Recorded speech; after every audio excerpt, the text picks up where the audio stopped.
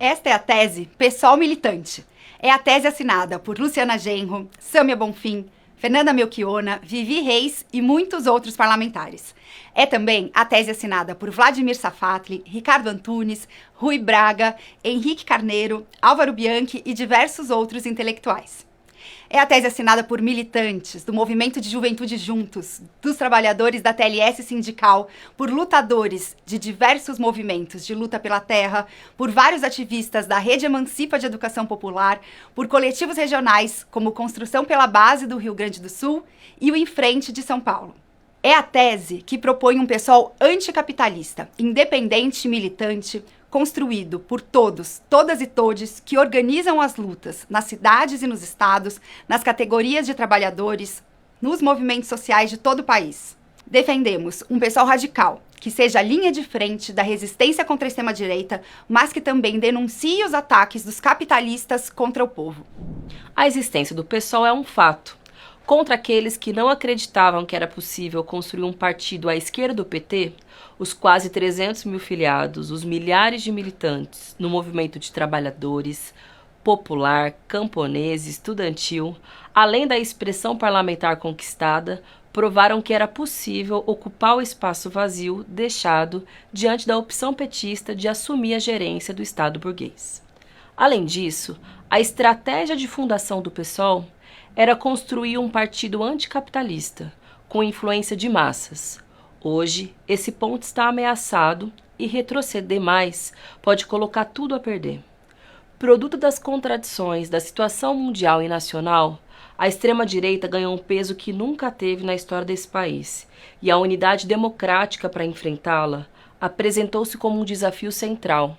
A correta unidade, prioritariamente realizada com os partidos que se reivindicam da classe trabalhadora, dos quais o PT é o mais importante, permitiu a vitória eleitoral contra o Bolsonaro, garantindo uma via democrática fundamental para evitar uma catástrofe. No entanto, a catástrofe que ameaça a classe trabalhadora segue existindo. Não apenas a extrema-direita continua forte como o Estado capitalista brasileiro, não apresenta nenhuma possibilidade de garantir uma vida digna para o povo. Nenhuma democracia real capaz de permitir a participação dos trabalhadores e do povo pobre nos rumos do país.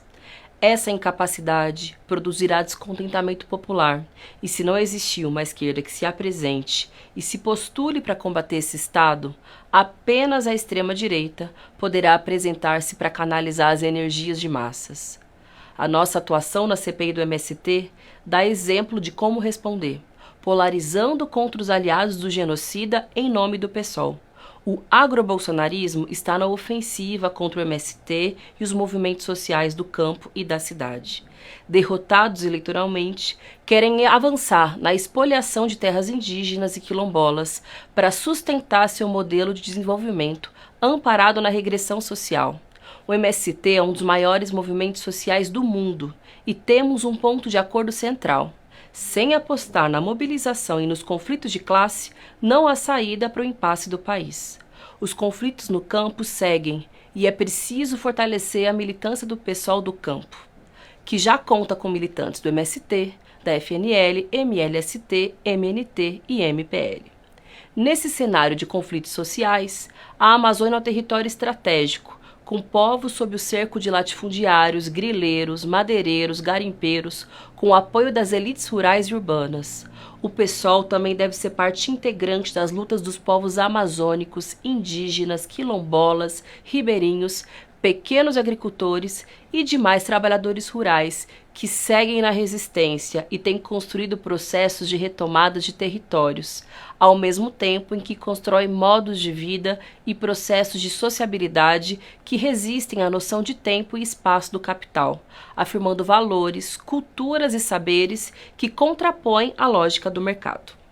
O PSOL deve defender o governo quando é atacado pela extrema-direita e se manter independente, apresentando propostas que enfrentam os ricos e mostrando que a extrema-direita os defende.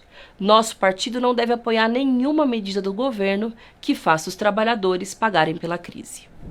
A luta antirracista tem ganhado forças em projeção internacional e renova lutas históricas dos movimentos antirracistas e por direitos civis, que foram avanços importantes das gerações anteriores. É importante resgatar que a escravidão negra foi o alicerce para a expansão do capitalismo em nível mundial, com um fim de estruturação de um sistema que tomava diversos países do mundo, mas que se fortalecia em países que se tornavam centrais como eixo do capitalismo. No Brasil, qualquer caracterização das relações de força, relações sociais e políticas que não leve em consideração a luta antirracista vai ser uma caracterização parcial e desconectada com a formação e a estruturação desse país. Não tem como a gente falar de revolução ou de mudanças estruturais sem fortalecer a luta antirracista no mundo inteiro. Se a extrema-direita disputou o sentido da indignação anti-regime pelo mundo, também o fizeram os movimentos feminista, LGBTQIA+, e antirracista. Depois de 2013, o Brasil viveu uma verdadeira primavera feminista, que relacionou a violência contra a mulher, a invisibilidade do cuidado com o avanço neoliberal e a precarização da vida. Esse movimento apontou um programa de saída para a crise social. No Brasil, o PSOL se tornou uma grande referência desses movimentos, tanto na sua construção ativa, quanto através da eleição de uma bancada parlamentar orgânica dessas lutas. Hoje, esses movimentos são muito atacados pela extrema-direita, que tem no racismo, na LGBTfobia e no masculinismo alguns de seus pilares.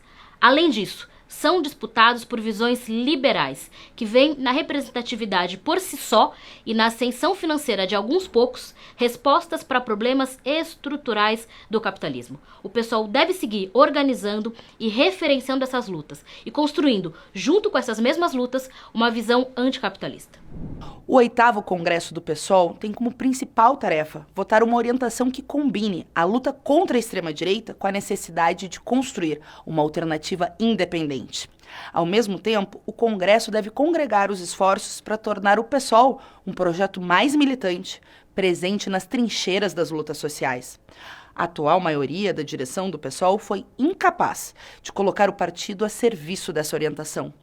Com base nas elaborações do populismo de esquerda, buscou uma confusão teórica entre a unidade de ação necessária com a diluição em frentes permanentes com o lulismo, defendendo a integração plena ao governo de Lula e Alckmin. O marco do pragmatismo leva a uma maior integração ao regime, à despolitização e a um partido que cada vez mais seja de filiados, diminuindo o peso da sua capacidade militante.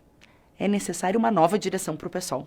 Queremos unificar todos os anticapitalistas do partido num único campo, materializando uma chapa democrática que impeça uma maioria que mude a natureza do partido. Temos diversas propostas de construção partidária, como a realização de um encontro internacional antifascista, a Conferência Nacional do Trabalho Agrário do PSOL, a organização das instâncias de base do partido, a formação permanente de lideranças, a realização de debates virtuais mensais com a participação de membros do executivo e da bancada para discutir a linha partidária, entre outras. Fazemos um chamado para uma orientação militante no 8º Congresso do PSOL.